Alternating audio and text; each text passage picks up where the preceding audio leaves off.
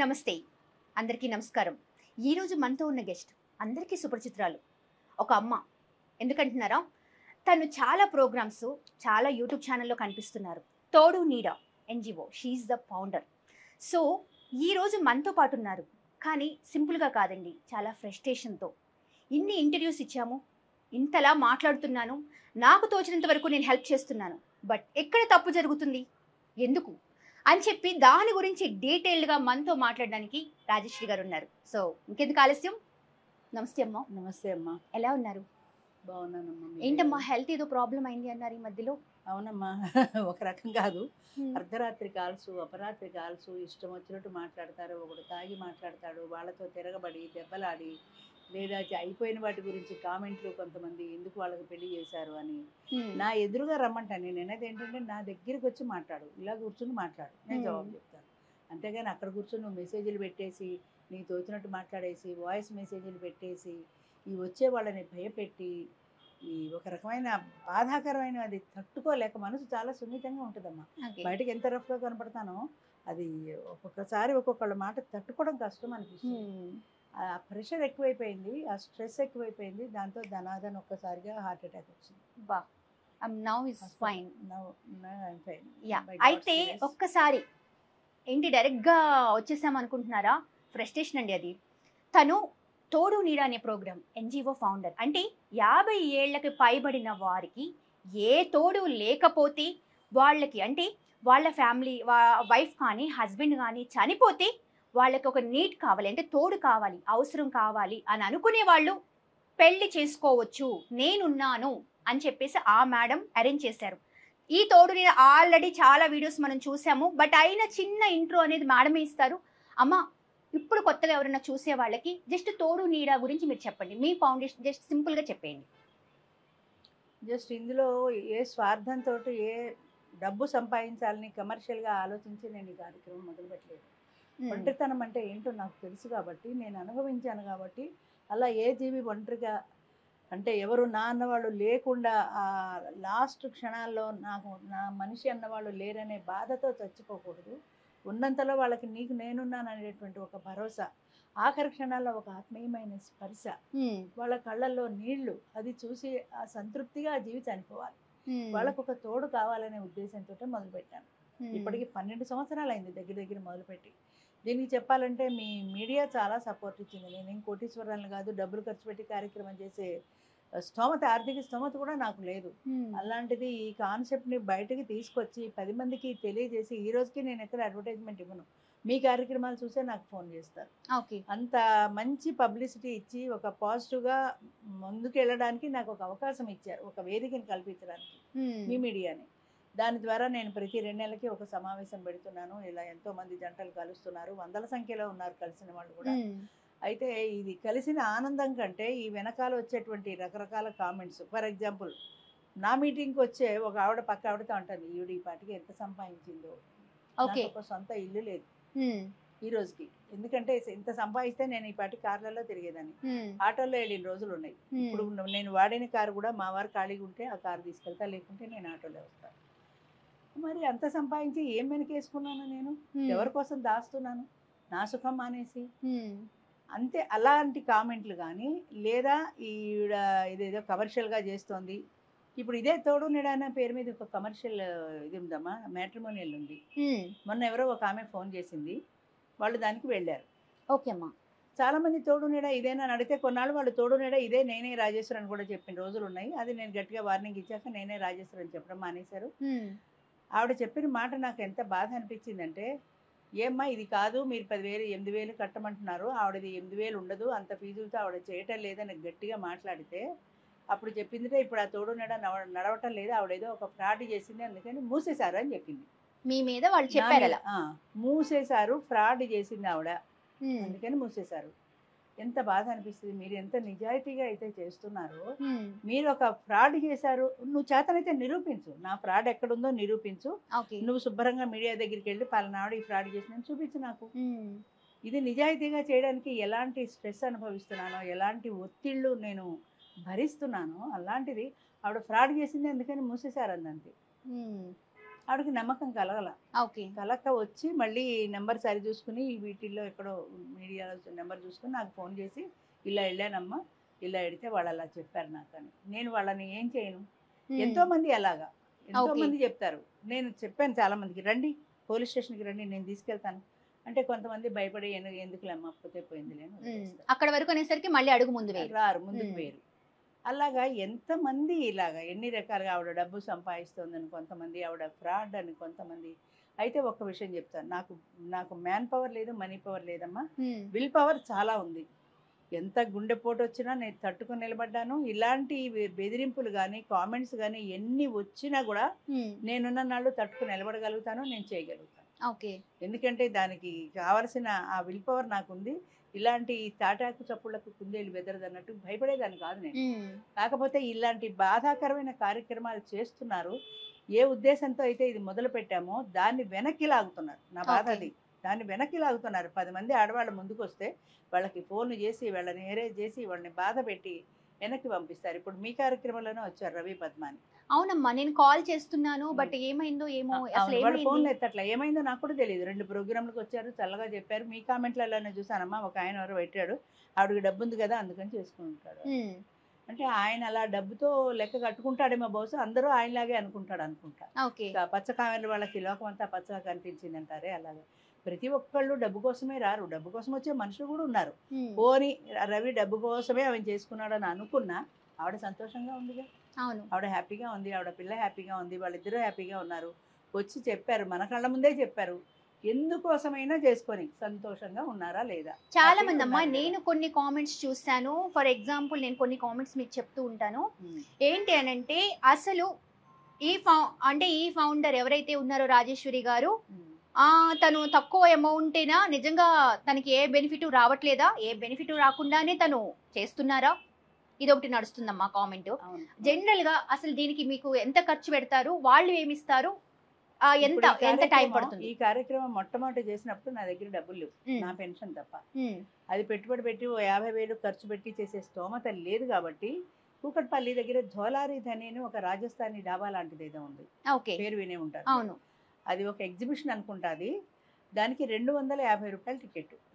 ఆ రోజుల్లో 250 రూపాయలు పెట్టి టికెట్ కొనుక్కుంటే సాయంత్రం దాకా మీరు అందులో తిరగచ్చు, ఎగ్జిబిషన్ అంతా చూడొచ్చు, భోజనాలు పెడతారు. సాయంత్రం దాకా మీకు ఒక వేదిక ఉంటుంది, అక్కడ ఒక మీటింగ్ హాల్ ఉంటుంది. అవును, నేను ఆ 250 పెట్టి టికెట్ కొనుక్కున్నాను. వచ్చిన ప్రజలందరూ వాళ్ళ 250 పెట్టి టికెట్ కొనుక్కున్నారు. లోపలికి వెళ్ళాము, వాళ్ళు భోజనాలు పెట్టారు, హాల్లో మీటింగ్ కండక్ట్ చేసుకున్నాము, వచ్చేసాము. అంటే రూపాయి పెట్టుబడి లేదు నాది. ఎవరు డబ్బు వాళ్ళు పెట్టి కొనుక్కున్నారు. నా టికెట్ నేను కొనుక్కున్నా, వాళ్ళ టికెట్ వాళ్ళు కొనుక్కున్నారు. ఒక రోజుని అలా టైం స్పెండ్ ఆ రకంగా కార్యక్రమం ప్రారంభించాం. ఆ తర్వాత క్యాటరింగ్ పెట్టుకుని ఒక హాల్ బుక్ చేసుకుని, ఈ క్యాటరింగ్ వాడు రాక వాడు తక్కువ తెచ్చి మళ్ళీ వీళ్ళు అది లేదు ఇది లేదని ఈ తలనొప్పి పడలేక గత 4-5 సంవత్సరాల్లో మన ఎక్కడ హబ్సిగూడ, తార్నాక దగ్గర హబ్సిగూడలో ఒక హోటల్ ఫిక్స్ చేసుకున్నాం. ప్రతి 2-3 నెలలకి మీటింగ్ అక్కడే పెడతాం. అప్పుడు చెప్పాను కదా, ఆడవాళ్ళకి 500 ఖర్చు, అందులో 400 ఇప్పుడు ఆయన పెంచి నాకు 500 ఇస్తే గానీ నేను ప్రోగ్రామ్ చెయ్యను అంటున్నాడు ఆయన, హోటల్ ఆయన. ఎందుకంటే వాళ్ళ ఖర్చు వెళ్ళాలి కదా. 400 దానికి ఖర్చు వెళ్ళిపోతుంది. వెళ్ళిపోయిన తర్వాత ఇక 100 రూపాయలు మిగులుతుంది. ఇక్కడ రిసెప్షన్ లో ఇంతమంది కూర్చుంటారు, వీళ్ళందరికీ నేను జీతాలు ఇచ్చి పెట్టటల్లా. ఒక 10 మంది రిసెప్షన్ లో కూర్చొని పని చేస్తే వాళ్ళకి నేను జీతం ఇవ్వటల్లా, వాళ్ళందరూ మా మెంబర్స్. పెద్ద ఆవిడ ఒక మంచి పని చేస్తుంది, చేతనైనా సహాయం చేద్దామనే ఉద్దేశంతో వాళ్ళు వస్తున్నారు. వాలంటీర్ల మీ దగ్గర వాలంటరీ సర్వీసే చేస్తున్నారు. వాళ్ళకి ఫ్రీ భోజనము, టిఫిన్లు, కాఫీలు అలాంటిది ఏదో ఇస్తాం. మరి వాళ్ళందరూ 10 మంది భోజనాలు వెళ్ళాలి. అవును. తర్వాత ఈ వడ్డించిన వాళ్ళకి టిప్స్, వాళ్ళ దగ్గర హోటల్ నుంచి 2 హైర్కి తీసుకుంటాం. ఎందుకంటే మాకు స్టాఫ్ సరిపోక వీళ్ళందరినీ లైన్లో కూర్చోబెట్టడానికి, టోకెన్లు చూసుకోవడానికి. పెద్ద సమస్య ఎక్కడ వస్తుందంటే, ఒకడు వస్తాడు పెళ్ళికి, వాడికి తోట పెళ్లి కొడుకు 3, వాడికి తోడు. 50 ఏళ్ల వయసులో నీకు ఇంకొకటి తోడులేదే పెళ్లి చేసుకోలేవా? నాకు ఒక్కొక్కసారి కోపం వచ్చి, ఏమయ్యా పెళ్లికి నీకు తోడుగా అలా కాపురానికి కూడా తీసుకెళ్తా వాడిని నీ బెడ్రూమ్లోకి అని అవతల వాడిని అడిగేటంత కోపం వస్తుంది నాకు. 50 ఏళ్ల జీవితంలో నీ పెళ్లి కూతురు ఏం చూస్తాడు వాడు? వాడు బాగుందంటే చేసుకుంటావా, వాడు బాగాలేదంటే మానేస్తావా? నీకు మెంటల్ మెచ్యూరిటీ ఏది? తర్వాత 100 మంది హాల్ని బుక్ చేస్తే 300 మంది వస్తే ఎక్కడ కూర్చుంటారు వాళ్ళు? మిగతా వాళ్ళు వచ్చిన వాళ్ళు వెనక్కి వెళ్ళిపోతారు కదా. నీకు ఎంతమంది కావాలో అంతమందికే, కేవలం మెంబర్స్కి మాత్రమే ప్రవేశం. అంటే కొంతమంది దెబ్బలాడతారు, తోడు లేకుండా ఎట్లా వస్తామని. నేను ఒక నియమం కూడా పెట్టేశాను బయట బోర్డు, అది చూసుకోండి, అది ఇష్టమైతేనే మీరు లోపల రండి, లేకపోతే మీరు డబ్బులు కట్టద్దు, రావద్దు, వెళ్ళిపోండి. ఇప్పుడు లోపలికి వచ్చిన తర్వాత ఏంటమ్మా ప్రొసీజర్? లోపలికి వచ్చిన తర్వాత అసలు ఫస్ట్ వాళ్ళు ఇవ్వాల్సింది passport photo, Aadhaar xerox, death or divorce. వాళ్ళు సింగిల్ అనే proof, either death or divorce. అంటే ఆ ప్రూఫ్ ని ఎలా మీరు తీసుకుంటారు? ఎలా తీసుకుంటామంటే డైవర్స్ అంటే కోర్టు ద్వారా వచ్చిన డైవర్స్. చాలా మంది మేము పెద్దల దగ్గర రాసేసుకున్నాము, స్టాంప్ కాగితం మీద రాసేసుకున్నాము, అవి చెల్లవు. కేవలం కోర్టు ద్వారా ఇచ్చిన డిగ్రీ డైవర్స్ అని సంతకము స్టాంపు ఉంటుంది, అది మాత్రమే తీసుకుంటాం మేము. అలాంటిది అయితేనే డెత్ అనేది ఒక మున్సిపల్ ఆఫీస్లో కానీ జనమరణాల ఆఫీస్ ఉంటుంది కదా, వాళ్ళు ఇస్తారు. వాళ్ళ సంఖ్య, వాళ్ళ స్టాంపు అవన్నీ ఉంటాయి, అది మాత్రమే తీసుకుంటాం. అలా అంత పక్కాగా అంత కరెక్ట్ గా కొంతమంది అంటారు డెత్ సర్టిఫికేట్ మా డాక్టర్ గారు ఇస్తారండి. మీ డాక్టర్ ఏం పోయింది, నువ్వు 2000 ఇస్తే ఇచ్చేస్తాడు. మా ఎంఆర్ఓ గారు ఇస్తారండి. పెళ్లి కాని వాళ్ళు వస్తారు బ్యాచులర్స్, వాళ్ళకి ఎలిజిబిలిటీ లేదు. నువ్వేం ప్రూఫ్ ఇస్తావు, డెత్ ఆర్ డైవర్స్ ఏమి ఇస్తావు, నీకు పెళ్ళే కాలే కదా. మా ఎంఆర్ఓ గారు నాను బ్యాచులర్ అని నాకు సర్టిఫికేట్ ఇస్తారండి, తీసుకుంటావు. సపోజ్ ఆయన అస్కరైతే బ్రహ్మచారి, ఆయన ఏ రకమైన ప్రూఫ్ ఇస్తాడు, వాడు బ్రహ్మచారి అని, ఆయన ఉద్యోగంలో బ్రహ్మచారి అని రాసేసుకున్నాడు, సరిపోయింది, అదే ఇస్తాడు మనకి. రేపు పొద్దున ఆయన రిటైర్ అయ్యి వెళ్ళిపోయాడు, నీ పెళ్ళం ఎక్కడి నుంచో వచ్చి కేసేసింది మా సంస్థ మీద, ఆయన బ్రహ్మచారి కాదు, నన్ను పెళ్లి చేసుకున్నాడు, ఇదిగో మా ప్రూఫ్, ఇదిగో ఫోటోలు అంది. అప్పుడు మాకు ఎంఆర్ఓ గారు ఇచ్చారంటే ఈయన రిటైర్ అయ్యి ఉన్నాడో చచ్చాడో అనుకోవద్దు, కానీ ఏ ఊళ్ళో ఉన్నాడో ఆయన ఎక్కడ పట్టుకుంది మేము సాక్ష్యం చేయగలుగుతాం. అందుకని మాకు ఈ తలనొప్పులు వద్దు. కోర్టు ఇచ్చినటువంటి, ఇప్పుడు వయసు కూడా అంతే, ఇప్పుడు 45 ఏళ్ళ వాళ్ళు వచ్చి నాకు 50 ఏళ్ళు అంటే నమ్మం కదా. ఆధార్ అనేది ఒక గవర్నమెంట్ ప్రూఫ్ కాబట్టి ఆధార్లో నీ వయసు 50 ఉంటేనే తీసుకుంటాం. 49 ఉన్నా కూడా తీసుకోం, పొరపాటున 49 ఉన్నా కూడా తీసుకోం. 50 అంటే 50 పైన, 50 లోపలేదు, అంత ఖచ్చితమైన సమాచారంతో తీసుకుంటాం. Passport photo, Aadhaar, death certificate or divorce తీసుకుని లోపలికి వచ్చిన తర్వాత అది ఒక స్వయంవర వేదికలా ఉంటుంది. అంటే స్వయంవరంలో చూడండి మనకి చూపిస్తుంటారు, వరమాల పట్టుకొని పెడుతుంది, ఒక్కొక్కళ్ళ దగ్గరికే వెళుతుంది, నచ్చిన వాళ్ళకి వరమాల వేస్తుంది. అట్లాగే ఇక్కడ ఏంటంటే స్టేజ్ మీదకి వచ్చి ప్రతి ఒక్కళ్ళు, ఆడవాళ్ళు కూడా మగవాళ్ళు కానీ, వాళ్ళ ఊరు, పేరు, క్యాస్టు, వయస్సు, వాళ్ళ రిక్వైర్మెంట్ ఏంటి, అంటే ఎలాంటి వ్యక్తిని పార్ట్నర్గా కోరుకుంటున్నారు, ఉద్యోగం కావాలా, గవర్నమెంట్ జాబా, రిటైర్మెంటా, పెన్షనరే కావాలా, ప్రైవేట్ జాబ్ వాళ్ళు పనికి వస్తారా, వాళ్ళ రిక్వైర్మెంట్ ఏంటి, ఈ 5 పాయింట్లు చెప్పాలి. చాలా మంది ఆడవాళ్ళు మెలికలు తిరిగిపోతారు, బాబా నేను చెప్పను బాబు, నాకు సిగ్గు బాబు అని. నీ సిగ్గైతే నీ ముఖం ఆయన చూడకుండా ఎలా చెప్తాడు? నువ్వు నడిచి రావాలి. నువ్వు అక్కడ దాకా నడవడంలో నీకు కుంటే ఉందో, పోలియో ఉందో, నడవగలుగుతున్నావా, మోకాళ్ళ ఎక్కలో నీ నడకలో తెలుస్తుంది. నీ నోటితో మీరు చెప్పండి మేడం అంటారు, నువ్వే మాట్లాడాలి. నీకు నత్తుందో ఏముందో మాట్లాడితే కదా తెలుస్తుంది. నీ వాయిస్ ఆయన వినాలి కదా, నువ్వే మాట్లాడాలి. అసలు ముందు మీ భయం పోవాలి. నేను చెప్పేది అది, నువ్వు పెళ్లి చేసుకోమాను, ధైర్యంగా నేను ఈ పని మీద నేను ఇక్కడికి వచ్చాను, నేను పెళ్లి చేసుకోవడానికి రెడీగా ఉన్నా, నాకు సూటబుల్ వాడు దొరికితే అని నువ్వు చెప్పగలిగిన ధైర్యం నీకు రావాలి. చాలా మంది అడుగుతారు, నాకు 4 ఫోటోలు పంపించండి. ఫోటోలో ఏం తెలుస్తుందమ్మా? ఫోటోలో వాడు ఉంగరాలు చుట్టూ ఫోటో ఇస్తాడు, ఇంతమందిని చూపిస్తాను నేను. ఇవాళ వాడికి బట్టతలు ఉంటుంది, అసలు ఉంగరాల జుట్టుతోటే ఉన్నాడు. పాత ఫోటో ఇచ్చాడు, నేను కూడా 20 ఏళ్ల కింద చాలా బాగున్నాను, ఇప్పుడు ఇలా ఉన్నాను. మరి ఏం చేస్తాం? అది వయసుతో పాటు మార్పులు వచ్చేస్తాయి. అంతేతే ఫోటో ఎందుకు, నీ డైరెక్ట్ మనిషిని చూపిస్తున్నాం కదా, చూసుకోండి, డైరెక్ట్ మనిషిని చూసుకోండి, మాట్లాడుకోండి, నచ్చితే పెళ్లి చేసుకోండి, లేకపోతే లేదది మీ ఇష్టం. పెళ్లి కంపల్సరీ లేదు, మీకు నచ్చాలి కదా. అలా అందరూ ఆడవాళ్ళు పరిచయం చేసుకుంటారు, మగవాళ్ళు పరిచయం చేసుకుంటారు, అందరికీ స్లిప్స్ ఇస్తాం. ఆ పరిచయాలు చేసుకున్న వాళ్ళలో ఎవరైనా నచ్చితే వాళ్ళ టోకెన్ నెంబరో వాళ్ళ పేరో వీళ్ళు రాసుకుంటారు, 4-5. ఈ పరిచయాలు అయిపోయిన తర్వాత ఈ రాసుకున్న స్లిప్ తీసుకొచ్చి మాకు ఇస్తారు. అమ్మ ఇందులో ఉన్న వాళ్ళ పేర్లు చదవండి, మేము వీళ్ళతో మాట్లాడాలనుకుంటున్నాం. ఒక్కొక్కళ్ళ పేరే చదువుతాం. వాళ్ళు వీళ్ళు కూర్చుని దూరంగా కూర్చుని మాట్లాడుకుంటారు. అయితే ప్రాబ్లం ఎక్కడొస్తుందంటే, ప్రతి వాళ్ళకి అందమైన భార్య కావాలి. 70-80 ఏళ్ళ వాడైనా సరే రూపవతి, సౌందర్యవతి, శీలవతి అని కావాలి. వీళ్ళకి వాడు నచ్చడు. అవును, అంచేత వీళ్ళు ఏం చేస్తారు, లేవని కూడా లేవరు. ఎందుకు నా నచ్చిన కాడికి వాడితో మాట్లాడడం అని. నేనేమంటానంటే, మీకు నచ్చినా మా అన్న బయటకు వచ్చి నేను మేడంకి చెప్తాను, పొలైట్గా చెప్పండి, లేదా నచ్చలేదని చెప్పండి, లేదా నేను తర్వాత మేడంతో చెప్తానని చెప్పి వెళ్ళండి. హర్ట్ అవుతారు కదా, వాళ్ళ ఈగో హర్ట్ అవుతుంది కదా నువ్వు నచ్చలేదు అంటే. మగవాళ్ళు కూడా మనకు సత్తా ఉన్నా లేకపోయినా ఎర్రగా బుర్ర ఉందంటే వెళ్ళిపోతారు, లైన్ కట్టేస్తారు ఆ అమ్మాయి దగ్గర. మిగతా వాళ్ళ దగ్గర అసలు ఎవరు ఉండరు, వాళ్ళ దగ్గర 10 మంది 15 మంది కడతారు.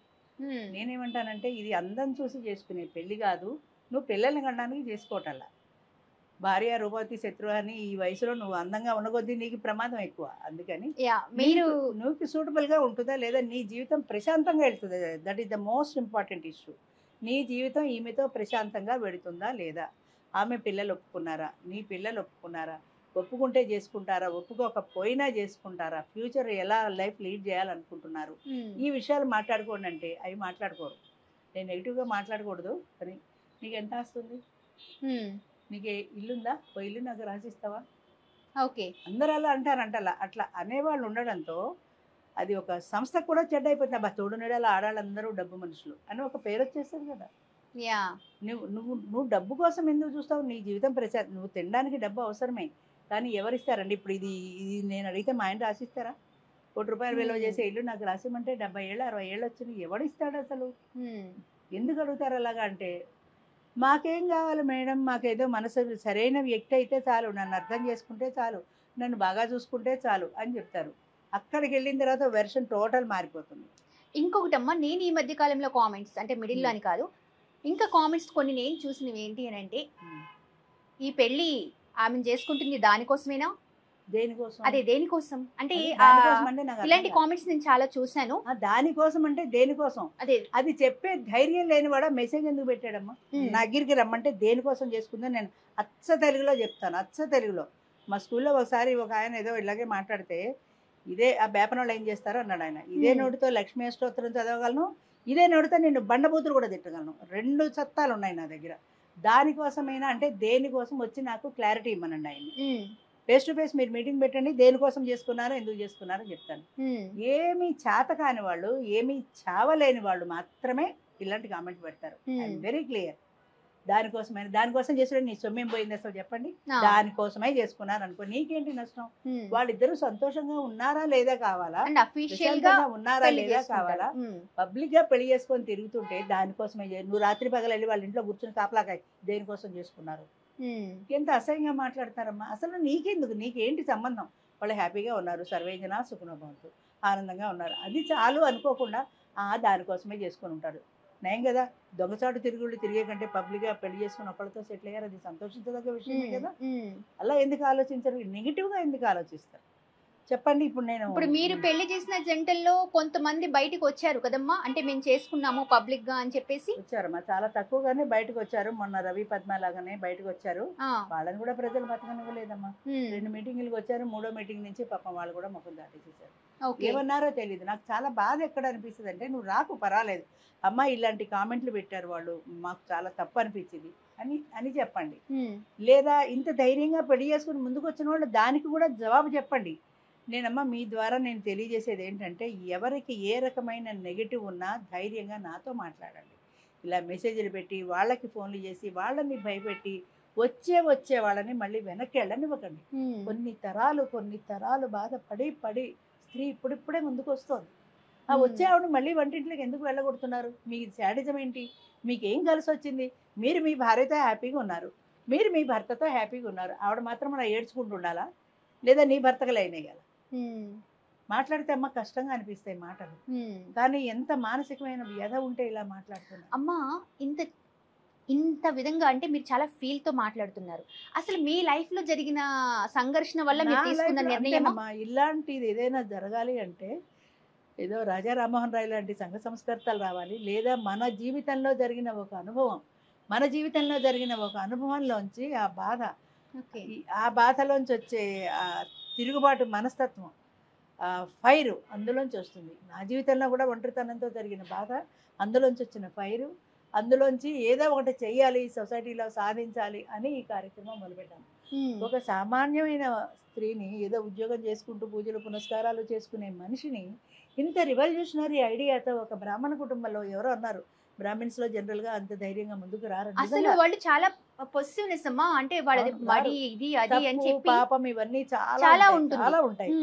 ఎంత ఫైర్ లేకపోతే, ఎన్ని అనుభవాలు ఇలాగా లేకపోతే, ఎంతమంది ఇలాగ వెంటాడి వేధించకపోతే తిరుగుబాటు చేస్తారు. ఒక సైకాట్రిస్ట్ చెప్పాడు, పిల్లి కూడా 4 గోడలు వేసి కొడితే అది పరిగెడుతుంది భయంతో ముందు, కానీ ఒకనొక స్టేజ్లో తిరగబడి గుడ్లు వీక్తుంది. ఎందుకని? ఎక్కడి నుంచి వచ్చింది దానికి ఆ ధైర్యం? ముందు పారిపోవాలనే ప్రయత్నించింది. పారిపోవడానికి వేరే మార్గం లేదు అన్నప్పుడు ఎవరైతే దాన్ని బంధించి కొడుతున్నాడో వెళ్ళి వాడి గుడ్లు పీకుతుంది. ఆ స్థాయికి తీసుకొచ్చింది నన్ను సమాజం.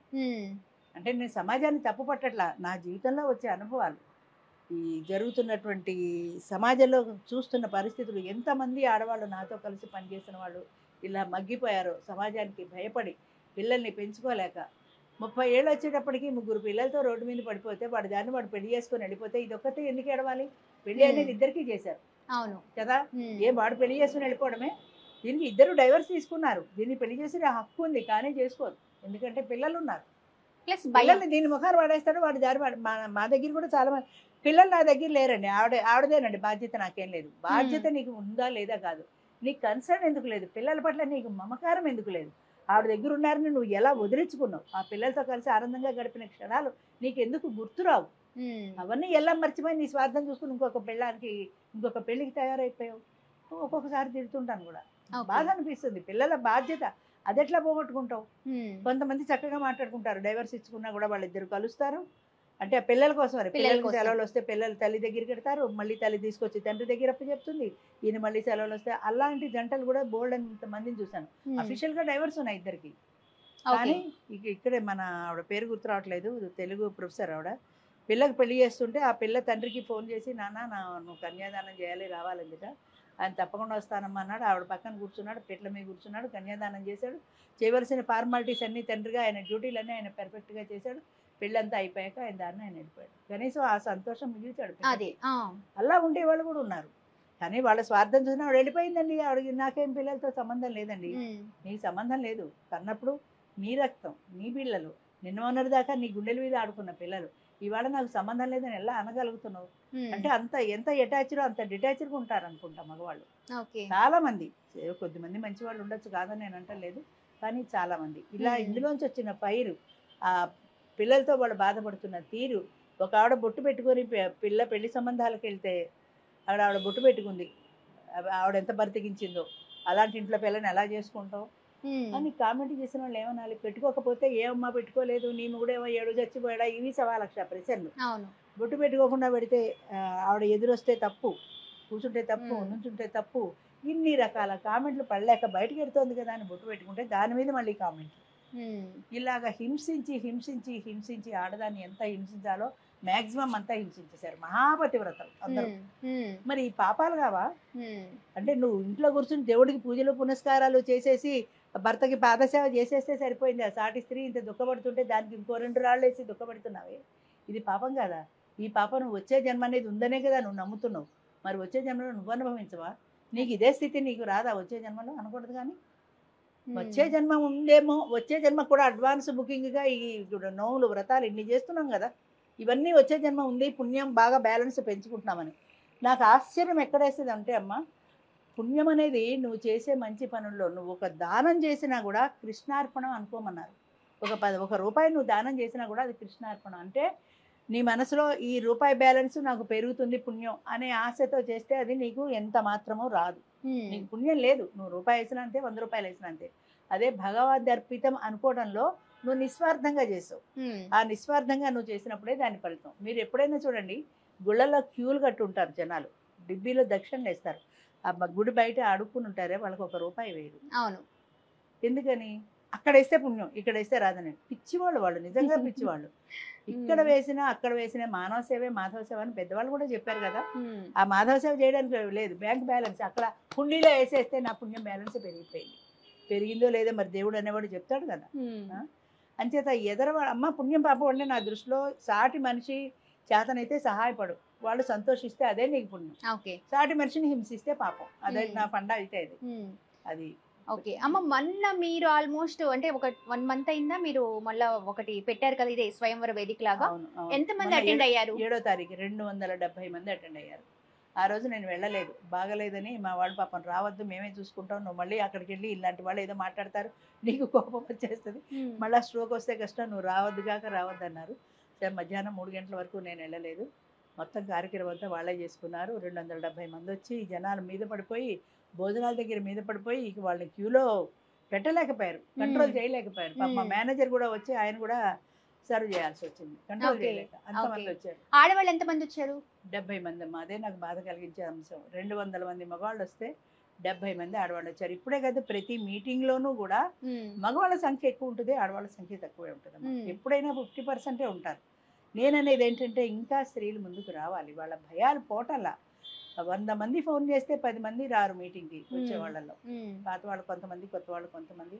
అంటే ఫోన్ చేస్తారు, డేట్ అడుగుతారు, వస్తున్నానంటారు, రావడానికి ధైర్యం సరిపోదు. ఓకే. ఎందుకంటే సోషల్ స్టిగ్మా అంతకంటే ఏం లేదు. వచ్చారా పొరపాటున అక్కడికి మేము వీడియోలు టీవీలు ఎవరిని పిలవము, ఎందుకంటే పిలిస్తే అందులో కనబడతామని అసలు రాదు. అవును. అవి ఏమీ లేకుండా చేస్తాము. ఒక్క ఫోటో ఎవరికి మూడో మనిషికి చూపించాం, వాళ్ళు ఇక్కడికి వచ్చి మనిషిని చూసుకోవడమే తప్ప వాడు నేను పలానా ఆవిడతో మాట్లాడతానంటే ఆవిడకి ఇష్టమైతే నెంబర్ ఇస్తుంది, వాళ్ళు మాట్లాడుకుంటారు. ఫోటోలు పంపించానంటే ఫోటోలు పంపించాం. అంత గోప్యంగా చేస్తున్నాం కాబట్టే మ్యాట్రిమోనియల్కి వెళ్ళకుండా ఇక్కడికి వస్తున్నారు. ఇది కేవలం నా మీద ఉండే నమ్మకం. ఈ వయసులో 70 ఏళ్ల వయసులో ఒక స్త్రీ ఇంత ధైర్యంగా ముందుకు వచ్చి చేస్తోంది ఈ కార్యక్రమం. ఆవిడ అన్యాయం చెయ్యదు, మోసం చెయ్యదు, డబ్బు కోసం చేయటం లేదు. 500 మా ఆడవాళ్ళు ఇచ్చేది, ఆ 500 కూడా వాళ్ళ భోజనానికి, వాళ్ళ ఫుడ్, అది కూడా ఎవరైనా స్పాన్సర్ చేస్తే వాళ్ళ దగ్గర ₹1 తీసుకోం. టోటల్ ఆడ మగ ఎవరి దగ్గర తీసుకోం. అలా అప్పుడప్పుడు స్పాన్సర్ చేసే వాళ్ళు కూడా ఉంటారు. 40,000 50,000 ఖర్చు అవుతుంది. చేస్తే 40,000 50,000 అందరికీ ఫ్రీ, కార్యక్రమం మొత్తం ఫ్రీ. అది చెయ్యలేక అంతంత ఖర్చు పెట్టే స్తోమత లేక వాళ్ళకి ఆ ఖర్చుల కోసం డబ్బులు తీసుకుంటున్నాం. ఇప్పుడమ్మా జనరల్గా సపోజ్ నచ్చింది ఒకళ్ళు, మీరు అన్నట్టుగా ఆ టోకెన్ ఇస్తారు, వాళ్ళు మాట్లాడతారు, వాళ్ళిద్దరికి బానే ఉంది అని వాళ్ళు అనుకుంటే ఎలా నెక్స్ట్ ఫర్దర్ ప్రోగ్రెస్ అంటే ఎలా చేస్తారు? చక్కగా కూర్చొని మాట్లాడుకుంటారు కదా, ఇద్దరు కష్ట సుఖం లాభ నష్టం అని మాట్లాడుకుంటారు. ఇష్టమైతే ఆడవాళ్ళకి మరీ హెచ్చరించి చెప్తాను, మీకు ఇష్టమైతేనే నెంబర్ ఇవ్వండి. ఆయన ఎవరో ముక్కు ముఖం తెలియక మీకు నమ్మకం లేకపోతే ఇవ్వద్దు. ఇచ్చాక మళ్ళీ నాకు అర్ధరాత్రి వాడు ఫోన్ చేశాడు, వాడు అలా మాట్లాడాడు, వాడు ఇలా మాట్లాడాడు అంటే కంప్లైంట్లు వద్దు, నా బాధ్యత లేదు. మీకు అవతల వ్యక్తి మర్యాదగా అనిపిస్తే నెంబర్ ఇవ్వండి అంట. ఇద్దరు నెంబర్స్ ఎక్స్చేంజ్ చేసుకుంటారు. ఇష్టమైతే 3 నెలలు మాట్లాడుకుంటారు, 6 నెలలు మాట్లాడుకుంటారు, ఒక గంట 10 నెలలు మాట్లాడుకున్నారు సెటిల్ చేసుకోవడానికి. నెమ్మదిగా స్లోగా అవుతూ ఉంటాయి అనమాట. ఇవాళ మీటింగ్ అయిపోతే ఇవాళ అవ్వవు. వీళ్ళు ఇంటికి వెళ్ళి వాళ్ళ పిల్లలతో మాట్లాడుకుంటారు. వాళ్ళు ఓకే అంటే వాళ్ళు వీళ్ళ ఇంటికి వస్తారు, చూస్తారు, వీళ్ళు వాళ్ళ ఇంటికి వెళ్తారు, చూస్తారు, వాళ్ళు పిల్లలు వీళ్ళ పిల్లలు మాట్లాడుకుంటారు. అలా రకరకాలు ఉంటాయి. కొన్ని చోట్ల పిల్లలు వద్దంటారు అనుకో, వీళ్ళిద్దరు ఫోన్ చేసి మాట్లాడుకుంటారు, పిల్లలు ఒప్పుకోవట్లేదు, మన ఇద్దరమే చేసేసుకుందాం. ఓకే, అలా జరిగినవి బోలెడు ఉన్నాయి. మొన్న LIC ఆయన చేసుకున్నారా, ఆమెకు 3 ఆడపిల్లలు. ఒక అమ్మాయి బెంగళూరు, ఒక అమ్మాయి ఎక్కడో ఫారెన్ లో ఉంది. ఆ అమ్మాయి ఫారెన్ నుంచి కూడా వచ్చింది వాళ్ళ అమ్మ పెళ్లికి. నాకు ఎంత ముచ్చటైందో చూడడానికి. 3 ఆడపిల్లలు చక్కగా ముత్యాల్లా ఉన్నారు. వాళ్ళ అమ్మని కూర్చోబెట్టి శాస్త్రోక్తంగా పద్ధతిగా పెట్ల మీద కూర్చొని పెళ్లి చేసుకున్నారు. అలాంటి కొన్ని జంటలు మనసులో మిగిలిపోతాయమ్మా. ఏం చేశారనేది కాదు. మాకు విజయవాడలో ఉన్నారు, ఆవిడ పేరు కూడా రాజేశ్వరి కోటేశ్వరరావు అని. వాళ్ళు పెళ్లి చేసుకునే 10 years సెలబ్రేషన్ ఎంత బాగా చేసుకున్నారు. పెళ్లికే ఆయనకి 72 ఏళ్ళు, ఆమెకి 62 ఎంతో. పెళ్లి చేసుకునే టైంకి. మరి ఇందాక అడిగాడు కదా చూడండి, సోకాళ్ళ పెద్ద మనిషి, వీళ్ళు ఇందుకోసమే చేసుకున్నారని. 72 ఏళ్ళు అయినా మెనోపాజ్ దాటిపోయి 62 ఏళ్ళ ఆవిడ ఎందుకోసం చేసుకున్నారు, అది అర్థం చేసుకునే మనసు ఉండాలమ్మా. అలాంటి వాళ్ళకి మీరు సింపుల్ గా ఏం చెప్తారమ్మా? అలా ఎవరైతే క్వశ్చన్ అడిగి కామెంట్స్ పెడుతూ ఉన్నారో తప్పనిసరిగా వాళ్ళని చూసి జాలి పడతానమ్మా ఫస్ట్. ఎందుకంటే వాళ్ళకి ఆ మెచ్యూరిటీ లేదు. మెచ్యూరిటీ ఉంటే ఇలా మాట్లాడరు. వాళ్ళు ఎందుకోసం చేసుకున్నారు అని, ఏదో సంతోషంగా ఉన్నారు కదా అని ఆలోచిస్తాను. నేను ప్రతి మీడియాలోనూ చెప్తాను, ప్రతి ప్రోగ్రాంలో చెప్తాను, జీవితం అనే ఒక జీవనయానంలో నీతో పాటు కలిసి నడిచే ఒక తోడు, చివరిదాకా నీతో పాటు నడిచే తోడు, నీ కష్ట సుఖాలని పంచుకుంటూ రైలు ప్రయాణంలో రైలు పట్టాలు ఎలా వెళ్తాయో చివరిదాకా అలా గమ్యం చేరే వరకు ఇద్దరూ కలిసి నడుస్తారు. అంతేగాని వాళ్ళు పెళ్లి చేసుకుంటారా, వాళ్ళ పిల్లల్ని కంటారా, వాళ్ళ మధ్య ఏ రకమైన అనుబంధం ఉంది, ఇది మనకు అనవసరం. అది వాళ్ళిద్దరికీ సంబంధించిన విషయం. వాళ్ళు అందుకోసమే చేసుకున్నారా, ఎందుకోసం చేసుకున్నారు, అది వాళ్ళు మాట్లాడుకుంటారు. మరి 62 ఏళ్ళకి పెళ్లి చేసుకుని 72 ఏళ్ళకి చేసుకుని 10 సంవత్సరాల సెలబ్రేషన్ ఎంత బాగా చేసుకున్నారు సార్. మీకు ఫోటో కూడా పంపిస్తా. పిల్లలందరూ యాక్సెప్ట్ చేశారు. పిల్లలందరినీ పెట్టుకొని ఒక 50 మంది జనం ఉన్నారు. వాళ్ళ మధ్యలో కూర్చొని దండలు వేసుకుని చుట్టూ వాళ్ళ పిల్లలు, మనవాళ్ళు, మనవరాళ్ళు అందరినీ పెట్టుకుని ముచ్చటేసింది నిజంగా.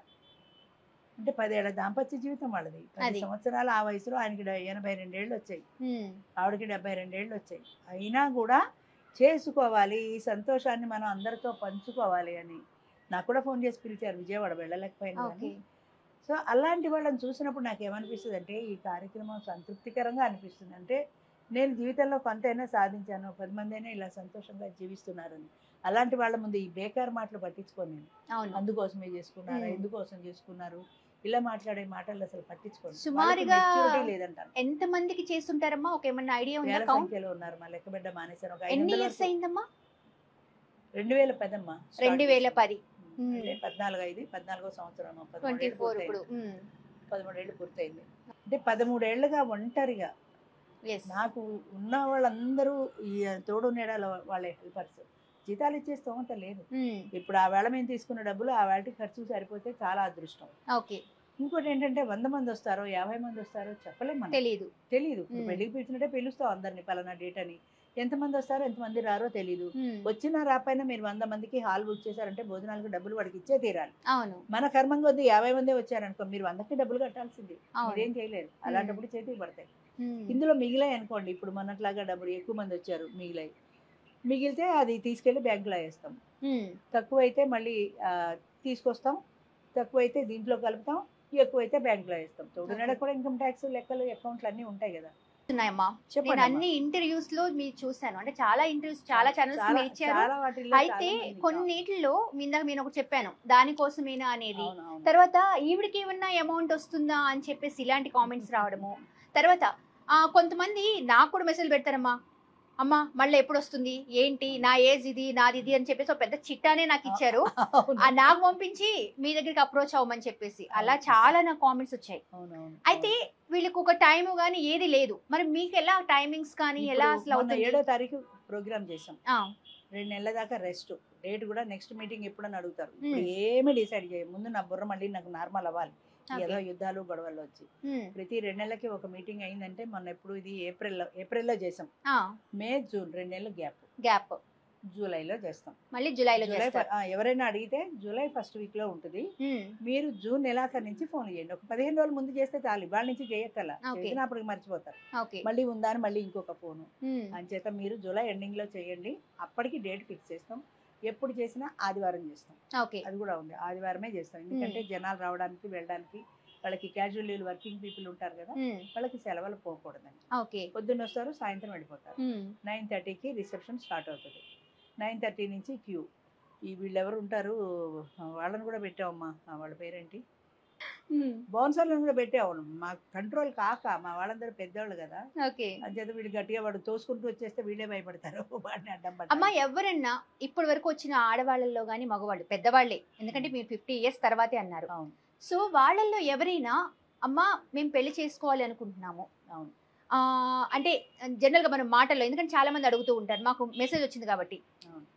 మేము శారీరకంగా కలవచ్చా, అలా కలిసే వాళ్ళు ఉన్నారా అనే మెసేజెస్ నేను కొన్ని చూసాను. అవును, చాలా మంది నన్ను కూడా అడుగుతుంటారు. అంటే అసలు ఎలా అమ్మా అంటే, అమ్మ శారీరకంగా కలవటము కలవపోవటం అనేది అది వాళ్ళ వ్యక్తిగత విషయం. ఉమ్, వాళ్ళు కలుస్తారా లేదా అనేది నువ్వు కలవచ్చని మనం చెప్పం, కలవకూడదని మనం చెప్పం. Um, it is a mind set అంతే. ఇప్పుడు రియల్ లైఫ్లో భార్య భర్తల్లో కూడా 60 ఏళ్ళు వచ్చినా హ్యాపీగా సెక్షువల్ లైఫ్ ఎంజాయ్ చేస్తున్న వాళ్ళు ఉన్నారు. Yes. 50 ఏళ్ళకే అన్నీ అయిపోయి మెనోపాజ్ అయిపోయింది అని ఆడవాళ్ళు ఉన్నారు. It depends upon the individuals health status. Um, వాళ్ళిద్దరి శరీరము సహకరించినప్పుడు వాళ్ళకి అన్ని రకాలుగా భార్య భర్తలుగా జీవించే సంపూర్ణమైన హక్కు ఉంది. ఉమ్, రెండో వివాహానికి చట్టపరంగానే హక్కు ఉంది. అంటే మీరు భార్యాభర్తలు అయ్యారంటే భార్యాభర్తలుగా అన్ని రకాల అంశాలు కూడా మీరు మామూలుగా అవును. క్యాజువల్గా మీరు భార్యాభర్తలు ఎలా ఉంటారో అలా ఉండొచ్చు. సో ఇది కూడా అంతే. ఉమ్, అమ్మ పెళ్లి చేసిన తర్వాత నాకు తెలియగలుగుతాను, సిల్లీ క్వశ్చన్ అది. మీరు శారీరకంగా కలవకూడదు అని నేను అన్నాను అనుకోవడం మానేస్తారా? వాళ్ళకుంటే yes, exactly. డిజైర్ ఉంటే మానేస్తారా? ఉమ్. మీరు కలవచ్చు అంటే వాళ్ళకి ఆ డిజైర్ లేకపోతే కలుస్తారా? ఈ ఒకటమ్మా, ప్రోగ్రామ్ ఒక్కటి నీడ్ అనేది ఒక్కటి చెప్తున్నాను. ఈ ప్రోగ్రామ్ మెయిన్ ఉద్దేశం ఏంటంటే వాళ్ళు శారీరకంగా కలుస్తారా లేదా అనేది కాదు, పిల్లల కోసమని కాదు. ఎందుకంటే వీళ్ళు మెనోపాజ్ దాటిపోయి 50 yearsలో వస్తున్నారు, వీళ్ళకి పిల్లలు పుట్టే ఛాన్సే లేదు. కోర్టు కూడా ఏం చెప్పిందంటే వీళ్ళకి కనుక సంతానం కలిగితే లివింగ్ రిలేషన్లో కూడా వాళ్ళకి ఆయన హక్కు వస్తుంది, ఆయన ఆస్తిలో హక్కు ఉంది. ఓకే. ఆమెకి లేకపోవచ్చు కానీ వీళ్ళకి లివింగ్ రిలేషన్లో పిల్లలు పుట్టిన ఆస్తి హక్కు పిల్లలకు వస్తుంది, పిల్లలకు ఆయన వస్తుంది. పిల్లలుగా. ఉమ్, అయితే వీళ్ళకి ఆ క్వశ్చనే లేదు అసలు. 40 ఏళ్ళకే పిల్లలు పుట్టే ఛాన్స్ తగ్గిపోతే ఇంక 50 ఏళ్ళ తర్వాత అన్ని ఉడిగిపోయాకే వీళ్ళకి పిల్లలు ఎవరు పుడతారు? ఉమ్, అంచేత ఆ విషయంలో మాకు ఎలాంటి భయమూ లేదు. ఓకే.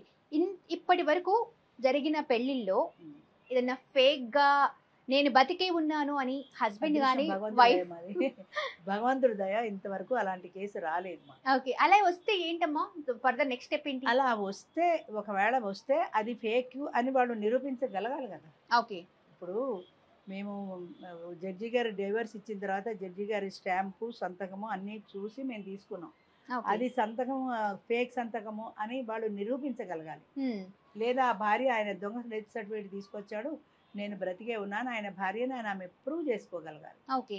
ప్రూవ్ చేసుకుంటే అప్పుడు కోర్టు నిర్ణయిస్తుంది ఏం చేయాలి అని. యా. అయితే ఒకటి రెండు ఇలాంటి సందర్భాలు ఉన్నాయమ్మా. అంటే ఇప్పుడు లివ్ ఇన్ రిలేషన్ పెట్టిన తర్వాత సమస్య ఏంటంటే, అంటే ఒక కొత్త కార్యక్రమం మనం ఎప్పుడైతే కొట్టామో దాని సైడ్ ఎఫెక్ట్స్ చాలా ఉంటాయి. అవును. ఒక మందు కొత్త మందు కనిపెడితే సైడ్ ఎఫెక్ట్స్ ఉన్నట్టు. లివ్ ఇన్ రిలేషన్లో కొంతమంది ఏం చేస్తున్నారంటే, లివ్ ఇన్ రిలేషన్లో ఉన్న వెసులుబాటు ఏంటంటే కోర్టు, డైవర్స్, ఈ తలనొప్పులు ఏమీ లేవు. హ్యాపీగా కలిసి అన్నాడు కలిసి ఉంటారు, వద్దనుకుంటే విడిపోతారు. అలా ఉండడం వల్ల యూజ్ అండ్ త్రోలాగా కొంతమంది మగవాళ్ళు చేయడం మొదలెట్టారు. అంటే 2 ఏళ్ళు 3 ఏళ్ళు ఒక ఆవిడతో తిరగడం, మోజు తీరిపోయింది, నువ్వు నాకు వద్దు నీ తలాక్ అని చెప్పినట్టు ముందు వేయడం, మళ్ళీ ఇంకొక ఆవిడతో లివ్ ఇన్ రిలేషన్ వెళ్ళడం మొదలెట్టారు. ఓకే. అప్పుడు లీగల్ డిపార్ట్మెంట్ ఏం చేశారంటే 2005 అని డొమెస్టిక్ వైలెన్స్ యాక్ట్లో దీన్ని అటాచ్ చేశారు, ఈ లివ్ ఇన్ రిలేషన్. అంటే ఒక భార్య అయితే డొమెస్టిక్ వైలెన్స్ కేసు ఆయన మీద ఎలా పెడుతుందో, లివ్ ఇన్ రిలేషన్ల వ్యక్తి కూడా ఇన్ని సంవత్సరాలు నాతో కలిసి జీవించి ఇప్పుడు కాదు వెళ్ళిపోమంటున్నాడు అని డొమెస్టిక్ వైలెన్స్ కేసు పెట్టి మెయింటెనెన్స్ తీసుకోవచ్చు. డైవర్స్ తీసుకుంటే భరణం ఇస్తుంది గవర్నమెంట్ భార్యకు. ఈమె లీగల్ వైఫ్ కాదు కాబట్టి డొమెస్టిక్ వైలెన్స్ కేసు పెట్టి ఈ దగ్గర తీసుకునే హక్కు కల్పించారు. ఆడదానికి చాలా రకాలుగా చట్టబద్ధత కల్పిస్తున్నారు. ఇలాగే ఏదైనా తేడా వచ్చినప్పుడు 2 ఏళ్ళు 3 ఏళ్ళు ఆయనతో కలిసి జీవించాక తేడా వస్తే ఒక్కొక్క ఆడది ఏం చేస్తుందంటే బయటకు వచ్చేస్తుంది. దానికి పత్రమేం లేదు కదా. మొట్టమొదటి భర్త చనిపోయినప్పుడు ఏ సర్టిఫికేట్ అయితే నాకు ఇచ్చిందో అదే సర్టిఫికేట్ తీసుకొచ్చి మళ్ళీ ఇస్తాను. ఓకే. మరి మధ్యలో ఈ జీవితం ఏం చేస్తావమ్మా? 3 ఏళ్ళు ఆయనతో కలిసి ఉన్నావు కదా, నీకు లీగల్గా పెళ్లి చేసుకోలేదు, లివ్ ఇన్ రిలేషనే. లివ్ ఇన్ రిలేషన్ అయినా ఇంకొక పురుషుడితో కలిసి సహజీవనం ఉన్న తర్వాత నువ్వు ఇంకో పెళ్లికి ఎలా వస్తున్నావు అంటే అది లివ్ ఇన్ రిలేషన్ కాదండి, దానికి చట్టబద్ధత లేదు కదా. అంటే దానికి చట్టబద్ధత లేదు అంటే ఎన్ని పెళ్లిళ్ళు చేసుకుంటావు? చీరలు మార్చినట్టు ఎంతమంది మగవాళ్ళని మారుస్తావు? అలా మార్చుకుంటూ వెళ్తే ఒక ప్రాస్టిట్యూట్కి ఒక నార్మల్ వైఫ్కి తేడా ఏంటి? That is my question. Exactly. నేను ఇది పెట్టడంలో ఉద్దేశం ఏంటంటే స్త్రీకి ఒక అవకాశం ఇవ్వాలని, అంతేగాని 10 మంది మొగుళ్ళని చీరలు మార్చినట్టు మార్చమని కాదు. అలాంటి వాళ్ళని యాక్సెప్ట్ చేయం. అలాంటి వాళ్ళు మాకు చాలా మంది వస్తుంటారు. మా దగ్గరే కంపానియన్షిప్ లో ఉండి అది మానేసి మళ్ళీ first death certificate, divorce certificate తీసుకొచ్చి ఇందులో జాయిన్ అయిపోతామంటారు. కొంతమంది కాదంటే వెళ్ళిపోతారు, కొంతమంది దెబ్బలాడతారు, కొంతమంది మా వాళ్ళకి ఫోన్ చేసి కంప్లైంట్, నువ్వు ఏం చెయ్యి, నీకు అవకాశం లేదంటే లేదంతే. ఒక్కసారి ఇచ్చినంత మాత్రాన 10 సార్లు చేయమని కాదు. అది ఒక స్త్రీకి ఇలా ఒంటరితనంతో బాధపడకూడదు, తనకు కూడా ఒక భరోసా ఇచ్చే ఒక పురుషుడి అండ కావాలి అనే ఉద్దేశంతో మొదలుపెట్టాం. అంతేగాని వీడు కాకపోతే వాడు, వాడు కాకపోతే వీడు అంటే బజార్ ఆడదానికి ఈ ఆడదానికి తేడా ఏముంది? అవును. అంచేత ఇది మేమైతే యాక్సెప్ట్ చేయం, ఖచ్చితంగా యాక్సెప్ట్ చేయం. ఆ విషయంలో చాలా సిన్సియర్ ఉంటాం. ఓకే. సో ఇప్పటి వరకు అయితే అలాంటిది ఏది జరగలేదు. జరగనివ్వం. వాళ్ళు బయటికి వెళ్ళిన తర్వాత ఎవరో కొంతమంది కంప్లైంట్ చేస్తారు, ఇప్పుడు వాడు ఎవరితోటో తిరుగుతోందండి. ఇప్పుడు నా 4 గోళ్ల మధ్యనే నాకు పరిమితం. బయటికి వెళ్ళిన తర్వాత వాళ్ళు చేసిన దానికి నాకు సంబంధం లేదు కదా. అది వాళ్ళు చూసుకుంటారు, వాళ్ళ పిల్లలు చూసుకుంటారు, రోడ్డు ఎక్కుతారు, వాళ్ళ చావు వాళ్ళు చేస్తారు. నా ప్రెమిసెస్లో ఉన్నంత వరకు వాళ్ళు డిసిప్లిన్గా ఉన్నారా లేదా? మీ వరకు పిల్లలు కొట్లాటికి రావడం కానీ, మా పల్లెటూళ్ళకి ఇలా ఎందుకు చేశారు అని రావడం కానీ? ఈ మధ్యనే మీ మీడియాలో ఉన్నాననే వచ్చింది ఒక అమ్మాయి, పేర్లు ఎందుకు కానీ, మాకు మీటింగ్ జరుగుతోంది, మీటింగ్ జరుగుతుండగా అమ్మాయి వచ్చి పరిచయం చేసుకుని నేను మీడియాలో ఉన్నానండి, మా అమ్మ వద్దన్నా సరే ఇక్కడికి వస్తోంది, మా అమ్మ రావడం ఇష్టం లేదు అని చెప్పింది. ఓకే. మా అమ్మని రానివ్వకండి, మా అమ్మ రావడం మాకు ఇష్టం లేదు, మా అమ్మ పెళ్లి చేసుకోవడం మాకు ఇష్టం లేదు, రానివ్వకండి. నేనేం చెప్పానంటే రావడము రాకపోవడం అనేది ఆవిడ ఇష్టం, మీకు చేతనైతే మిమ్మల్ని మీరు కంట్రోల్లో పెట్టుకోండి, అంతేగాని రావద్దని ఎలా అంటాం? 18 ఏళ్ళు దాటిన ప్రతి వాళ్ళకి కూడా వివాహం చేసుకునే అవకాశం ప్రభుత్వం ఇచ్చింది కదా. మేమకి 18 ఏళ్ళు కాదు కదా. మరి నువ్వు కూడా పెళ్లి చేసుకున్నావు కదా, నువ్వు సపోజ్ లవ్ మ్యారేజ్ చేసుకున్నావు అనుకో, నువ్వు వద్దంటే ఆగుతావా? అలాగే ఆవిడకి ఒక జీవితం కావాలి కదా, ఆవిడకి ఒంటరితనంతో ఉంది. ఆ యాంగిల్ ఎందుకు ఆలోచించు? మా అమ్మ పెళ్ళదు ఇలా ఉసూర్మని నీ కళ్ళ ముందు ఏడుస్తుంటే నీకేం సంతోషంగా ఉంటుంది?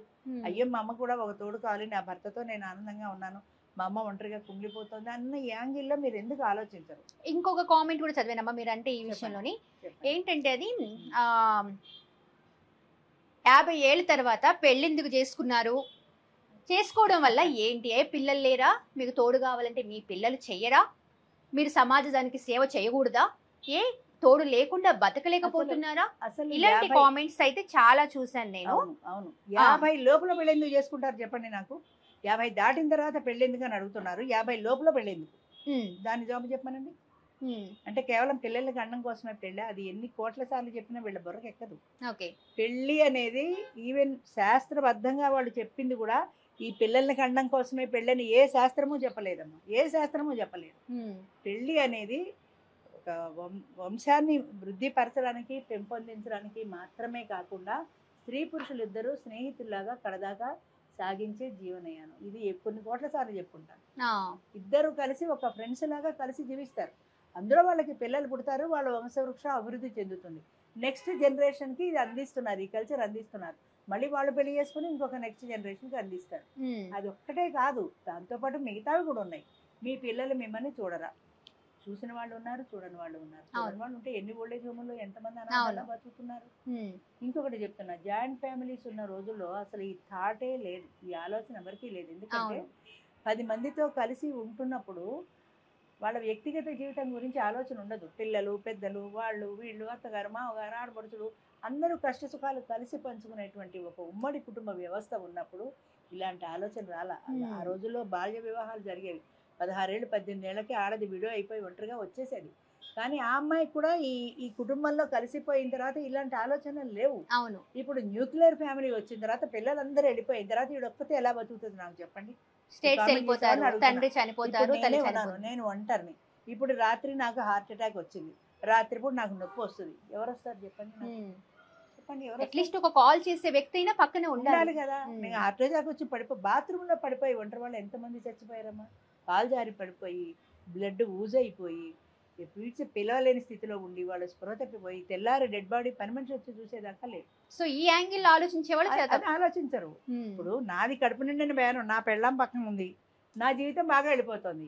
ఒక సామెత ఉందమ్మా, చద్దన్నం తిన్నామా మొగుడాకులు ఎరగదని ఒక సామెత ఉంది.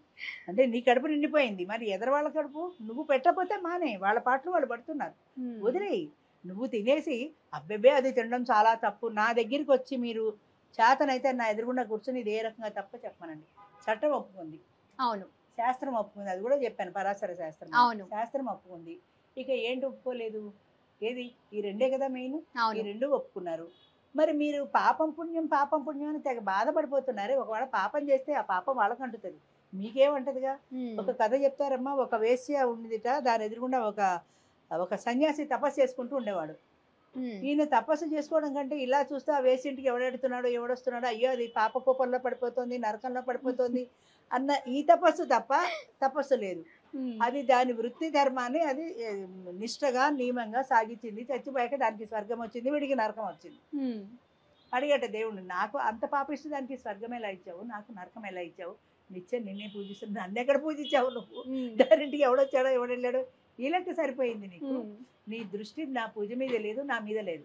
కానీ ఆ అమ్మాయి మాత్రం తన వృత్తి ధర్మాన్ని తను చేసుకుంది, స్థిరమైన చిత్తంతో నన్ను కొలిచింది కాబట్టి అమ్మాయికి పుణ్యం వచ్చింది. అలాగా ఇప్పుడు ఈ మాట చెప్పారు కాబట్టి జనరల్ గా ఇప్పుడు వచ్చే కామెంట్స్ ఏంటి అంటే, అయితే మీరు ఇక్కడ పూజ చేసే పండితుడిని కాదు అంటున్నారు, అక్కడ చేసే వేషని మాత్రం పైకి చూపిస్తున్నారే అని చెప్తారనమాట. అంటే అదే నెగిటివ్ వేలో వెళ్తుంది కామెంట్. అమ్మ ఒకే విషయాన్ని ఎన్ని రకాలైన ఆలోచించవచ్చు, అంటే ఆలోచించే మనిషిని బట్టి ఉంటుంది. ఇప్పుడు నేనున్నాను, ఈ కార్యక్రమం ఈవిడ ఎంత డబ్బు సంపాదించిందో అని ఒకళ్ళు అనుకోవచ్చు. ఈవిడికి టీవీ ఛానల్లో కనపడాలని ఒక ఆయన కూడా అన్నాడు. అది కూడా టీవీ ఛానల్లో కనపడాలని మోజు ఎక్కువ, అందుకని చేస్తోంది అని ఒకడు అన్నాడు. ఇంకొకడు అన్నాడు, ఆవిడంటే రిటైర్ అయ్యి పని పాట లేకుండా కూర్చొని చేస్తుందమ్మా, మీరెందుకు చేస్తున్నారు ఈ పని అని అడిగాడు యాంకర్ని. నాకు రిటైర్ అయ్యి పని పాట లేక ఈ పని చేస్తున్నాను, అది వాడు అభిప్రాయం. ఇప్పుడు ఒక బొమ్మను చూసిన తర్వాత ఆ బొమ్మ మీద రకరకాల కామెంట్లు వస్తాయి, అది ఎవడి మనసు ఎలా ఉంటుంది అనేది దాన్ని బట్టి ఉంటుంది. పాజిటివ్గా ఆలోచించేవాళ్ళు, ఇప్పుడు మీకు వచ్చే కామెంట్లలో 100 మంది 400 కామెంట్స్ వస్తే 350 కామెంట్లు పాజిటివ్గానే ఉంటాయి, ఒక 10-20 నెగిటివ్గా ఉంటాయి. ఈ 10-20 గురించి నేను పట్టించుకోను. 100 మంది మనకి సపోర్ట్గా ఉన్నారు. ఆఫ్టర్ ఆల్ వీళ్ళు పట్టించుకోగల. అయితే వీళ్ళకి మాట్లాడే మాటలు ఉన్నాయి చూసారా, దాని ప్రభావం సొసైటీ మీద ఉంటుంది, ఉండకపోవచ్చు. నేనేమంటున్నానంటే మీ టీవీ ఛానల్ ముఖంగా చెప్తున్నాను, ఎవరికి ఏ సందేహం ఉన్నా నా దగ్గర కూర్చోండి, మీటింగ్కి రండి, మీరు సందేహాలు తీర్చుకోండి, తప్పలేదు. నువ్వు తప్పు చేస్తున్నావు అని చెప్పండి, ఏ రకంగా తప్పు చేశానో నిరూపించండి, నేను ఏ రకంగా తప్పు చేయలేదో నిరూపిస్తాను. ఒకవేళ తప్పే అయితే మీకు సంబంధం లేని విషయం మీకెందుకు బాధ, అదేదో అయిపోతుంది, మీకేమవ్వట్లేదు, మీ పిల్లలు చేసుకోవట్లా, మీరు చేసుకోవట్లా, సమాజం అంతా పాడైపోతుంది వీళ్ళ దృష్టిలో. వీళ్ళు బయలుదేరండి, మీరు కూడా రండి నాతో పాటు, మీరు జెండా పచ్చుకుని వెళ్ళండి, సమాజం పాడైపోతుంది, ఇలాంటివి చేయకూడదని. నేను వస్తాను, ఎంతమంది వస్తారు చూద్దాం. అమ్మ ఆకలిగా ఉన్న వాళ్ళు వద్దన్నా పరిగెత్తుకుంటూ వస్తారు. అవును. నొప్పి వస్తే డాక్టర్ ఎక్కడుంటే అక్కడికి పరిగెత్తుకుంటూ వెళ్తాం. మనం ఆగమంటే ఆగం, మన నొప్పి అలాంటిది. వాళ్ళకి ఆ నొప్పి ఏంటో తెలుసు, ఆ ఒంటరితనం ఏంటో తెలుసు, ఆ బాధ ఏంటో తెలుసు. అవును. అందుకని నేను ఎక్కడుంటే అక్కడికి పరిగెత్తుకుంటూ వస్తున్నారు. నా మీద ప్రేమతో కాదు, ఆ కార్యక్రమం నేను నడుపుతున్నాను కాబట్టి ధైర్యంగా. ఇన్ని సంవత్సరాలుగా నడుపుతున్నాం అంటే, ఇన్ని వందల మంది వస్తున్నారు అంటే, ఇన్ని వందల మంది సుఖంగా ఉన్నాము అని చెప్తున్నారంటే అది మంచి కాదని ఎలా అంటారు? ఒకవేళ మంచి కాదనుకో, వాళ్ళ పాపను వాళ్ళే పోతారు, వదిలేయండి. మీకు చేతనైతే సహాయం చేయండి, ఓ బెడ్ వేయకండి. ఇప్పుడు మా దగ్గరికి ఎంతోమంది, ఇప్పుడు ఎన్ని ఛానల్స్ చేసినా నేను కనిపిస్తాను. నాతో పాటు వచ్చే జంటలు చాలా తక్కువ మంది ఉంటారు. ఒకవేళ రవి పద్మాల ఒకళ్ళ ఇద్దరు వచ్చినా వాళ్ళని రానియ్యరు. వాళ్ళకి ఫోన్లు చేసి వాళ్ళని హెరేజ్ చేసి వాళ్ళని భయపెట్టి వాళ్ళు మానేసేదాకా చేస్తారు. చేయండి, మీరు ఎంతమందిని మాన్పిస్తారో అంతమందిని మాన్పించండి. It is a challenge. నేను ఒక్కదాన్నే చెప్పగలను, నాకు నోరు ఉంది, నాకు విల్ పవర్ ఉంది. నా వయసు అయిపోయినా ఇంకా ఇప్పుడు ఇంతసేపు మాట్లాడుతున్నా, ఆయాసం కూడా రావట్లేదు నాకు. మామూలుగా 4 మాటలు మాట్లాడితే ఆయాసం వస్తుంది. డాక్టర్ కూడా ఎక్కువ మాట్లాడకండి అంటాడు. అయినా అంటే దాని మీద ఉండే ఒక ఆవేశం, ఇలా ఎందుకు చేస్తున్నారు, ఎందుకు వేధిస్తున్నారు అనే ఒక ఆక్రోశం, ఈ ఆవేశం, ఈ ఆక్రోశం నన్ను మాట్లాడిస్తుంది అంతే. అది వాళ్ళకి, మీకు నష్టం లేని పని మీకెందుకు, ప్రపంచం అంతా మునిగిపోతున్నట్టు. మీకు ఏదైనా ఉంటే నన్ను తిట్టండి, నా దగ్గర రండి, నాతో మాట్లాడండి. అమ్మ మాకు ఇలాంటి డౌట్లు ఉన్నాయి, మా సందేహాలు తీర్చండి నన్ను అడగండి, నేను తీరుస్తాను. అందుకని ఈ పెళ్ళి అవసరమా, ఆవిడంతా సంపాదిస్తుంది, ఎక్కలేని లెక్కలు ఎందుకండి. మీరు ఏదైనా సరే ధైర్యంగా మాట్లాడండి, నేను జవాబు చెప్పడానికి సిద్ధంగా ఉన్నాను. మీరే ఒక మీటింగ్ సమావేశం ఏర్పాటు చేయండి, పబ్లిక్ని పిలవండి, ప్రతి ఒక్కళ్ళ ప్రశ్నకి నేను జవాబు చెప్తాను. ఈ 12-13 సంవత్సరాల్లో నేను పిహెచ్డీకి ఉండవలసినంత నాలెడ్జ్ వచ్చింది నాకు దీని మీద.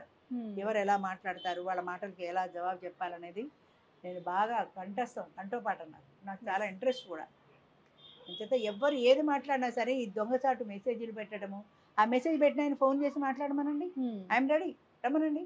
వాళ్ళు ఎందుకోసం చేసుకున్నారో నేను చెప్తాను, వస్తే ఎందుకోసం చేసుకున్నారు ఆయన అనుకుంటున్నాడో ఆయన చెప్పమనండి. ఇది ఇందుకోసమైనా అందుకోసమైనా ఎందుకు మాట్లాడే ధైర్యం లేదా నీకు? అచ్చ తెలుగులో నేను చెప్తాను ఎందుకు చేసుకున్నారు. మరి ఇలాంటి దొంగ తిరుగుడు మాటలు ఎందుకు? నువ్వు పూజలు చేసుకుంటావో, పునస్కారాలు చేసుకుంటావో, ఏం చేసుకుంటావో చేసుకో, మేము వద్దలేదు కదా. నీ బాధ నువ్వు పడు. కేశవనారాయణ వాడు ఏం చేస్తున్నాడు, మాధవనారాయణ వీడు ఏం చేస్తున్నాడు, మా గోవింద విష్ణు ఆవిడ ఏం చేస్తుంది, ఎక్కడ వస్తుందండి పుణ్యం? పుణ్యం వస్తుంది అనుకుంటే పొరపాటు. అది ఆ నాలెడ్జ్ తెలియట్లా. చాగంటి కోటేశ్వరరావు గారు చెప్తారు పుణ్యం ఎలా వస్తుంది అనేది. అలాంటి వాళ్ళ ఉపన్యాసాలు వినండి, వాళ్ళు చెప్పేది అర్థం చేసుకోండి.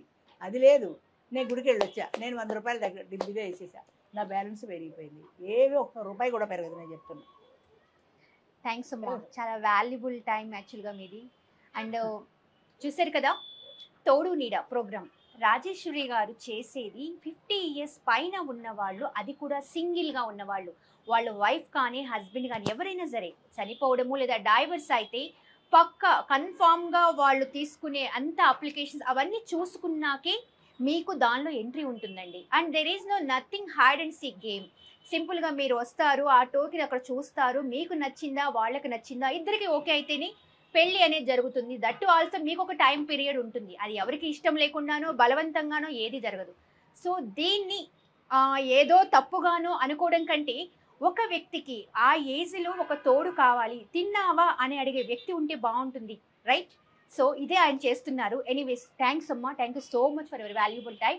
అండ్ మీ ప్రోగ్రామ్ ముందు ముందు ఇంకా బాగా వెళ్ళాలని నేను మనస్ఫూర్తిగా కోరుకుంటున్నాను. థ్యాంక్ యూ అమ్మా, థ్యాంక్ యూ. ఒక్క విషయం అమ్మా, ఇప్పుడు ఈ పెళ్ళే ఎందుకు చేస్తున్నారని అడుగుతారు. పెళ్ళే కాదమ్మా, తోడు నీడ అంటే ఇది పెళ్ళి పాపులర్ అయింది, కానీ ఇది కాక వేరే కార్యక్రమాలు ఉన్నాయి. ఎందుకంటే ఇప్పుడు 2 మగవాళ్ళు కలిసి ఉండండి, 2 ఆడవాళ్ళు కలిసి ఉండండి, ఆడ మగ కలిసి ఉండండి, ఎవరైనా సరే ఒంటరి జీవితం గడపద్దు. Any 2 persons can live together under one room. అయితే 2 ఆడవాళ్ళు కలిసి ఉండమంటే ఎవరు రాలేదు, నేనేం చేయను. 2 మగాళ్ళు కలిసి ఉండండి అంటే ఎవరు రాలా. ఆడ మగ కలిసి ఉండడానికి పబ్లిక్ ఇంట్రెస్ట్ చూపించారు. ఎందుకంటే it is a life long journey, ఒక పర్మనెంట్ సొల్యూషన్. పిల్లలు ఉన్నారు, పిల్లలు ఎవరు మన దగ్గర ఉండరు, మనం పిల్లల దగ్గరికి వెళ్ళడానికి ఇష్టపట్టాల. మరి ప్రతి మనిషికి వాళ్ళ మంచి చెడ్డలు చూసుకోవడానికి ఒక తోడు కంపల్సరీగా కావాలి. Nobody can deny it. Even doctors కూడా చెప్తున్నారు, ఇప్పుడు పెళ్ళి ఎందుకు చేసుకుంటున్నారంటే లోన్లీనెస్ అనేది రకరకాల మానసిక రుగ్మతలకి కారణం. నేను ఛానల్ ముఖంగా చెప్తున్నాను నేను. అంచేత అది లేకుండా ఉండాలి అంటే షేరింగ్ ఉండాలి, కష్టం సుఖం, తిట్టుకున్నా కొట్టుకున్నా 2 మనుషులు ఉండాలి. అవును. అది మీకు పెళ్ళే అంటలే కదా, ఆడమగ ఉండండి, నలుగురు మగాళ్ళు కలిసి ఉండండి, ఒక కమ్యూనిటీ లివింగ్ తీసుకోండి, హాయిగా వీళ్ళు అద్దెకి తీసుకుని ఉద్యోగాలు చేసుకునే వాళ్ళు ఉండట్లేదమ్మా, Yes. ఒక అపార్ట్మెంట్ తీసుకుంటున్నారు, నలుగురు పర్మనెంట్ పెట్టుకుంటున్నారు, హ్యాపీగా ఉండండి. మీరు కూడా అలా హ్యాపీగా ఉండండి, ఖర్చు షేర్ చేసుకోండి, అలాగే నలుగురు ఆడాళ్ళు ఉండండి. ఇది వరకు నడిపామమ్మా, మేము కూడా అలాంటి కమ్యూనిటీ లివింగ్ నడిపాం. అయితే ఇప్పుడు కాన్సెప్ట్ మారిపోయింది, ఏ ఇద్దరికి పట్టాల, అది అది. ఇద్దరు ఆడవాళ్ళవని ఇద్దరు మగవాళ్ళవని పట్టాల. ఒక సర్టెన్ పీరియడ్ వరకు సెట్ అవుతుంది. Everybody needs their independence. నా ఇంట్లో నేను ఉండాలి, నా పక్కన ఒక మనిషి ఉంటే తోచదు, పడదు. ఇప్పుడు పెళ్ళిళ్ళు కూడా తగ్గిపోయినాయి, మన ఎంగేజ్లో కూడా 30 ఏళ్ళకి కూడా పెళ్ళిళ్ళు తగ్గిపోయినాయి, ఇంట్రెస్ట్ పోయింది. ఎందుకంటే వాళ్ళ బాసిజం నేను ఎందుకు భరించాలి అన్న ఆ అభిప్రాయాలు బాగా బలంగా నాటుకున్నాయి. ఆడవాళ్ళు కూడా ఇండిపెండెంట్గా బ్రతుకుతున్నారు, ఉద్యోగాలు చేసుకుంటున్నారు, హాస్టల్లో ఉంటున్నారు, కాలక్షేపానికి ఇంకా మా రూమ్మేట్ ఉంటుంది, సినిమాలకో షికార్లకో పోతాం అన్న ధోరణి వచ్చేసింది. మగవాళ్ళలో కూడా అలాగే వచ్చేసింది. అయితే కావాలి అనుకున్న వాళ్ళకి ఇద్దరు స్త్రీ పురుషులు ఇద్దరు కలిసి ఉండడంలో ప్రాధాన్యత ఏంటంటే, ఈమెకు కొన్ని పనులు రావు, అర్ధరాత్రి అపరాత్రి ఏదైనా అయితే ఆయన దగ్గర డాక్టర్ దగ్గర తీసుకుపోయేంత ధైర్యం ఎవరికి రాదు. ఆయనకి వండుకోవడం పెట్టుకోవడం, మా జనరేషన్లో, ఇప్పుడు జనరేషన్ అన్నీ వచ్చి కానీ వండుకోవడం పెట్టుకోవడం, ఆడంగి పనులు చేసుకోవడం, చీపురుట్టు ఊడ్చుకోవడం, ఇవన్నీ మగవాళ్ళకి రావు. నేను మగాడిని చీపురుచుకుని ఊడుస్తాను అని అనిపిస్తారు. సో అంటే అది డివిజన్ ఆఫ్ లేబర్ లాగా పనిని విభజించుకున్నాం. కొన్ని పనులు ఆడది చేస్తుంది, కొన్ని పనులు మగవాడు చేస్తాడు. ఇంట్లో ఉండి ఇంటి పని, వంట పని ఇవన్నీ ఆడది చేస్తుంటే, బయటికి వెళ్ళడం, డబ్బులు సంపాదించడం, కావాల్సిన కూర నార సరుకులు తీసుకురావడం మగవాడు చేస్తున్నాడు. It is A sharing. దాన్ని మనం తప్పుగా అనుకోవాల్సిన పని లేదు, చేతనైన పనులు చేసుకుంటున్నారు, ఇద్దరు కలిసి జీవిస్తున్నారు, ఒకరికొకరు సపోర్ట్గా ఉంటున్నారు, అంతే తప్ప ఇందులో వాళ్ళకి మధ్య అది ఉంటుందా ఇది ఉంటుందా అనే ప్రశ్న అనవసరం. అది కావాలంటే అది వాళ్ళ ఇష్టం, అది వాళ్ళ దాన్ని ఏమంటారు, అది వాళ్ళ సంస్కారం, అది వాళ్ళు ఇలా ఆలోచించే వాళ్ళ సంస్కారం, అంతేగాని వాళ్ళ మధ్యన ఏముందని దూరి చూడాల్సిన అవసరం లేదు. ఇండిపెండెంట్గా బ్రతికే వాళ్ళల్లో న్యూక్లియర్ ఫ్యామిలీస్లో ఈ అవసరం వచ్చింది కాబట్టి ఒకరికొకరు సపోర్ట్గా నిలబడుతున్నారు. అలా నిలబడి సంతోషంగా చూపిస్తున్నారు. మీరు చెప్పిన రవి పద్మ కానీ, అంతకుముందు కిషన్ వాళ్ళు కానీ, వాళ్ళు చూపిస్తున్నారు మేము ఇలా కలిసి జీవిస్తున్నామని. అది చాలా ఆ సంతృప్తి చాలా. అది పోయి ఇలాగా ఆలోచించే వాళ్ళు సంస్కారం లేని వాళ్ళు, వాళ్ళని చూసి మనం జారిపడాల్సింది, మనం ఏం చేయలేము.